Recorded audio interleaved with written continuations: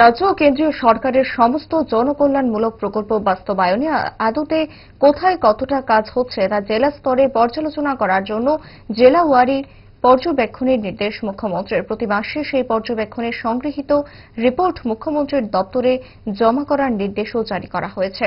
আজ আগরতলায় জানালেন মুখ্যমন্ত্রী ডাক্তার মানিক সাহা।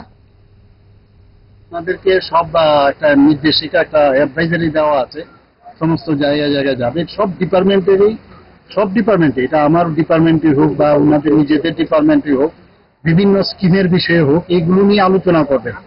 তার স্যাচুরেশন পয়েন্ট কিরকম হয়েছে, কতগুলো কাজ হয়েছে।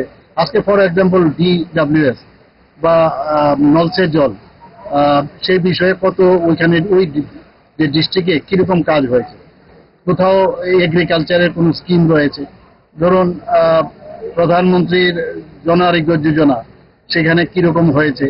তো বিভিন্ন স্কিম নিয়ে উজ্জ্বলা যোজনা, সেখানে কি কাজ হয়েছে না হয়েছে, এই ধরনের সব যে ডিস্ট্রিক্টে যাবে, he would be treated as guardian of that district.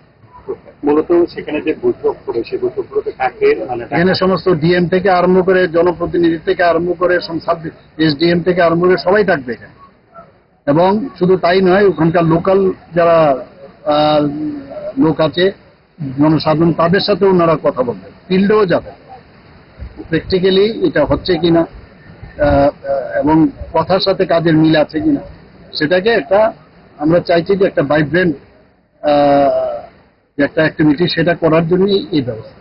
Sir, আপনি কি কোনোভাবে তাদের যে বৈঠক হবে বা সেখানে যাবেন, তার রিপোর্ট কি আমার কাছে দিতে হবে? আমি একটু আগে বললাম, তারা এই রিপোর্ট করে মাসে অন্তত একবার যেতে হবে এবং সেই রিপোর্ট আমাকে মুখ্যমন্ত্রীর অফিসে দেবে, অর্থাৎ মুখ্যমন্ত্রীকে জানাবে।